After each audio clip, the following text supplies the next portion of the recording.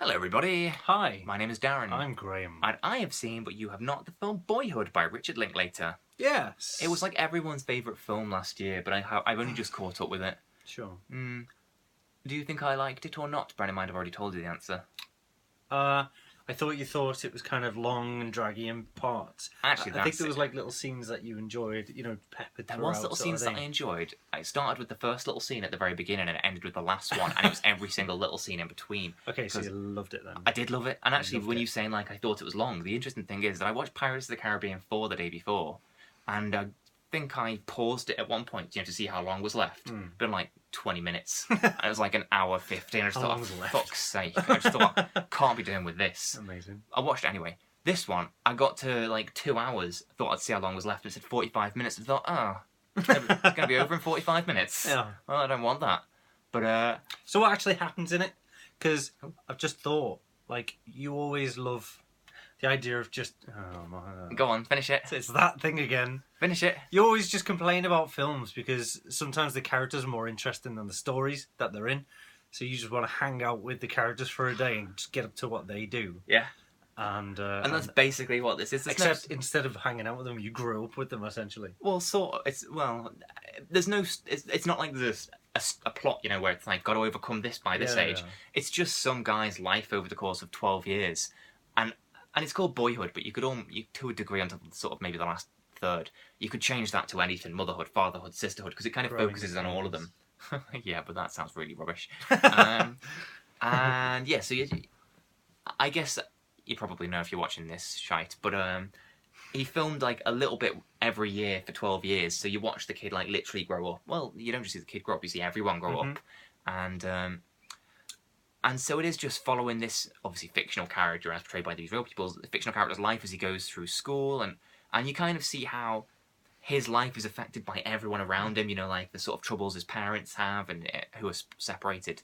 And what I liked in it, certainly in like his immediate circle, is there's no baddie, there's no twats. It's just bullies. Yeah, like so his mum and his dad are divorced, but it seems fairly amicable, and the dad, you see him evolve over time, like go from a kind of sort of jokey weekend dad, like hey, let's do the fun things, to the sort of as he matures and the kid matures to being like, okay, well we need to take responsibility and all the rest of it, and it was just absolutely perfect. Like it blew me away. Perfect's a strong word. It is, and I stand by it. You stand by it. It's a perfect film. I think your favourite film is Trainspotting. Yeah, I know. Is it perfect? Trainspotting. Yeah, Trainspotting's pretty perfect. Yeah. Why? What's you don't not sound perfect quite about... as sure about that as you because do Boyhood. I've seen Trainspotting a lot, and so I'm not as excited about it now. Whereas I've just seen Boyhood, so it definitely is perfect. It got me from the first second, to be honest, when like the music came on, and I knew that it was supposed to be amazing, so it's like I was quite excited, and then when the music came on, you just kind of settle in and you think, okay, this is going to be good.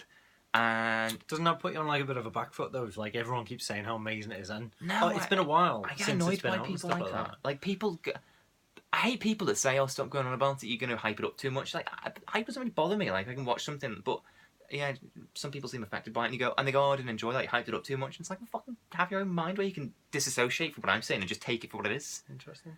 Why is that interesting? Just, I know somebody who had a pizza recently and it didn't quite live up to expectations. Yeah. Because I'd raved about a pizza. Maybe specifically I'm talking about you, Chris. Anyway. So, yes, Boyhood is absolutely brilliant. And do you know who's... Well, everyone is the answer. But do you know who was particularly brilliant in it? I say this is a revelation, Ethan Hawke. He was very good in it. But Patricia Arquette... Patricia Arquette, really? Yeah, I love Patricia Arquette, and I only know her... I didn't know that. You loved her? Oh, no, I do, and... But I always think of her as the whore in True Romance, which she is, and which she's...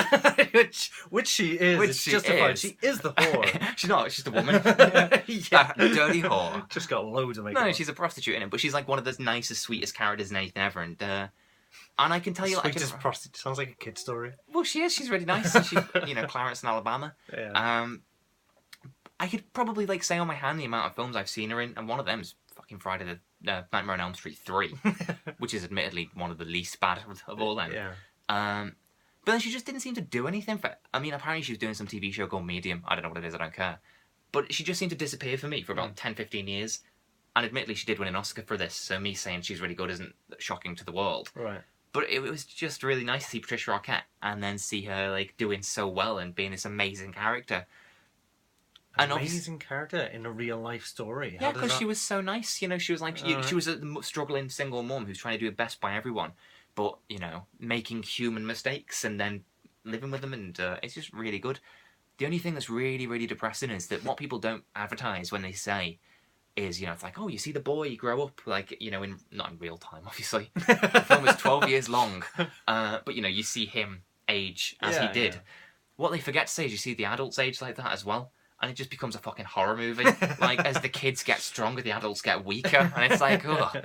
And it's like, you know, and every year you go like, oh, that kid's gotten taller, Jesus Christ, Ethan Hawke's gotten wrinkly. Like, and shorter. Yeah, it's like, it genuinely is like a 3-hour horror movie where people just slowly die in front of your eyes. Jesus. It's just like... So Patricia Arquette, she starts off kind of how I remember her from about 15 years ago, you know, when I last saw her and when she apparently started filming this. Think, oh, there's Patricia Arquette. Right. Got to like 2 hours 45, and she's put on weight and she's getting a bit wrinkly, but not in a bad way. Yeah. That's just the age she is now, and she looks absolutely great for her age. And you think like she just looks like a mum, you know what I mean? But but when I picture Patricia Arquette, I picture her as the sort of feisty young prostitute from True Romance.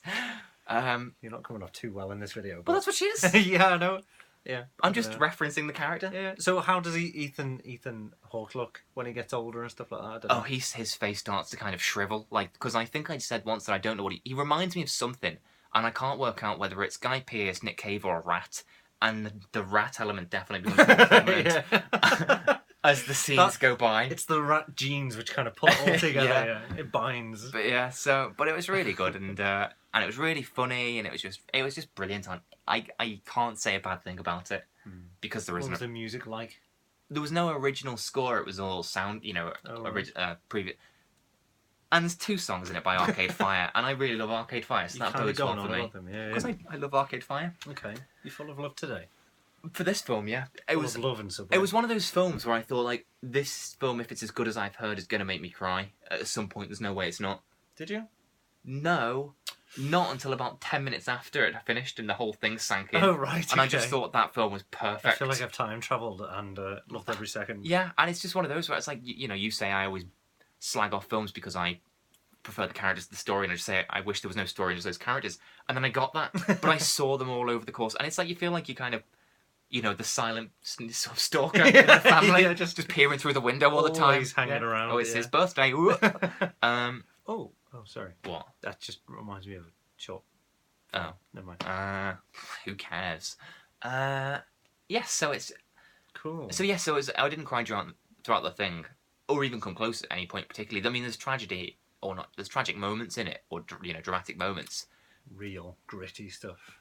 I wouldn't call it. Oh yeah, I mean, I guess it's gritty. It's not nil by mouth. There's not got Ray Winston throwing bricks at the window, you know, shouting, "Open up, you dirty word, cunt." That's a good example of one. That's what he's shouting. I'm quoting Ray Winston's character. Is it kind of reminiscent of kind of soap oppers at any point where the things that do happen are just larger than life? No, not at all. There's another film that it reminds me of, which is Crazy, which is a Quebecan French-Canadian movie by Jean-Marc Vallée, and it's a sort of over several decades of this guy growing up and coming to terms with the fact that he may or may not be gay, although that's not the case in Boyhood. He's not gay. Spoiler alert, if that's a spoiler. Not even a plot point. But the difference is that Boyhood's perfect, and Crazy had a sort of slightly crappy final scene, and obviously in Crazy, it's several actors playing him over the course of the film, whereas this obviously is just filmed over 12 years. I was going to ask if it was like the same concept, like filmed over time. No. So yes, it was one of the... Why did you reference that film? Because it's a sort of following a boy's life over the course of several decades in the sort of... We were talking about like the tragedy and stuff like that. Yeah, he was trying to like come to terms with being you were going to ask me about... You were asking about other things that it might have been like. So I said, no, the one thing it was like was Crazy. Did I? You were talking about soaps. You were saying, soaps? Okay, sorry, yeah. So by the time the film finished, I felt like I didn't want to watch any films for a little while because I just thought, what's the point? I just thought that whatever film I watch next isn't going to be as good as this, so why bother? Because it was brilliant. It was like I can't express how good this film was. There was no kind of quiet moment, no Yeah, kind of quiet moments. I don't mean quiet moment. I mean like slow, a bit like, you know. There was no moments where no, not at all. Like I say, I got to 2 hours, paused it, checked how long was left, and I was disappointed to find 45 minutes. Just see the director's cut then. I wish there was a director's cut. That'd be amazing. I mean, the film is perfect as it is, but if I could get more of it, I want a sequel in another 12 years, and that's the annoying thing. If I want a sequel, I have to wait over a decade. Yeah. Bloody hell. Yeah. So I'm sure you've all seen Boyhood by now, but if not, go and see it because it's literally one of the greatest films of all time that I have seen, and I've seen quite a few. You've seen a fair few. They're all over there. I've seen one film every single day this year. At least one film. At least. Actually, or at least the averages out. It is one film every day. Mm. Anyway, and Boyhood was perfect. Brilliant. Top marks. So you don't have to watch anymore for the rest of the year. Well, they're not going to be as good as that. And if they are, then fuck me. That'll be amazing. Anyway, bye everyone.